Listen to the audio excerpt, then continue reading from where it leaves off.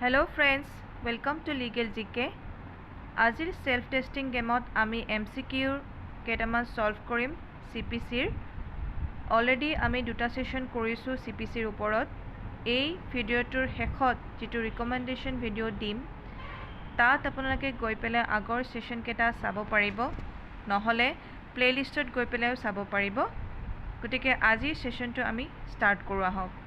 In our first question, in a suit, issues are framed in respect of ইয়াত চাৰিটা option দিয়া আছে question of facts, question of law, mixed question of fact and law and all the above। ইয়াত সোধা হৈছে এটা যেতিয়া case file কৰা হয় তেতিয়া কিহৰ ওপৰত বেস কৰি পেলাই সেই কেছৰ ফ্ৰেমিং অফ ইস্যু কৰা হয়।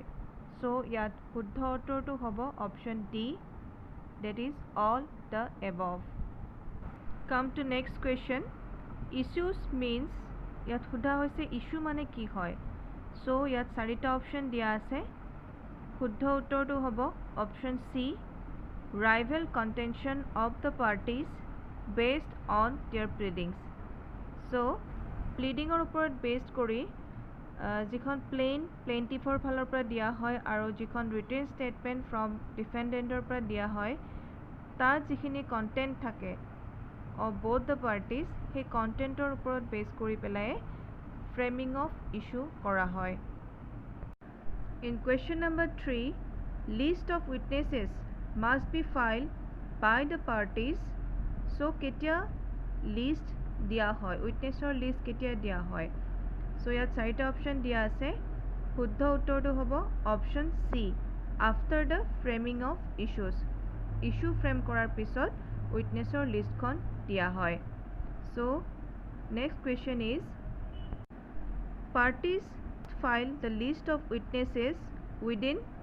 সো কিমান দিনৰ ভিতৰত পাৰ্টিয়ে যিখন উইটনেছৰ সাক্ষীৰ যিখন লিষ্ট আছে সেইখন দিব লাগে। সো ইয়াত শুদ্ধ উত্তৰটো হ'ব option B, 15 days of framing of issues।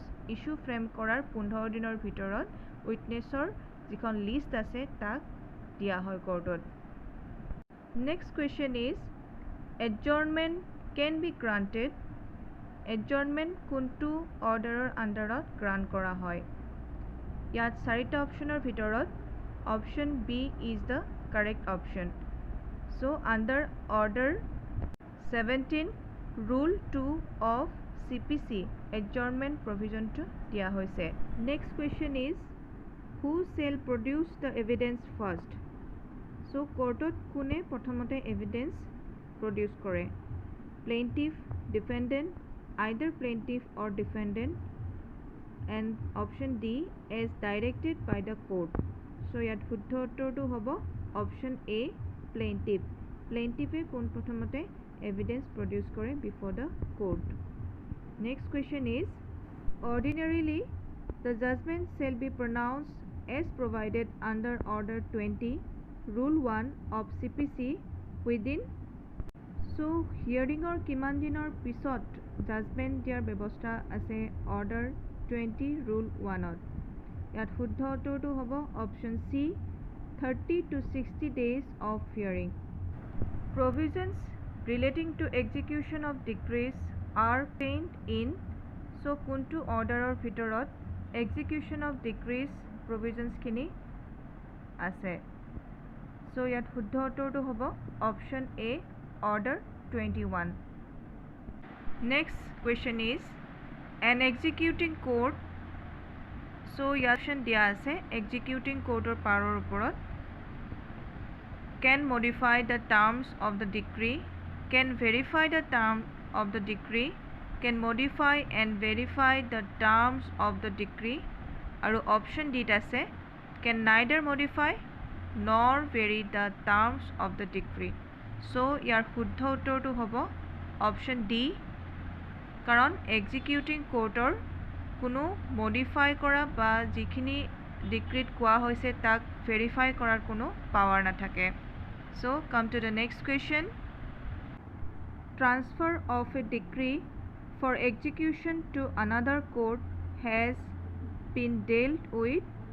so ইয়াৰ কোনটো সেকশনৰ আণ্ডাৰত এটা ডিক্ৰী এক্সিকিউশ্যনৰ কাৰণে আন এটা কোৰ্টলৈকে ট্ৰান্সফাৰ কৰিব পাৰি সো ইয়াৰ শুদ্ধ উত্তৰটো হ'ব option C under section 39 of CPC next question is execution of a decree can so ইয়াত চাৰিটা অপশ্যন দিয়া আছে ইয়াত কোৱা হৈছে যে execution of a decree can be stayed by the court passing the decree under all the circumstances option B কোৱা আছে be stayed by the court passing the decree before the time allowed for appeal option C not be stayed by the court passing the decree under any circumstances আৰু option D আছে either A or C so execution এটা যেতিয়া decree পাছ কৰা হয় তাৰ এক্সিকিউশ্যনৰ কাৰণে it can be ষ্টেড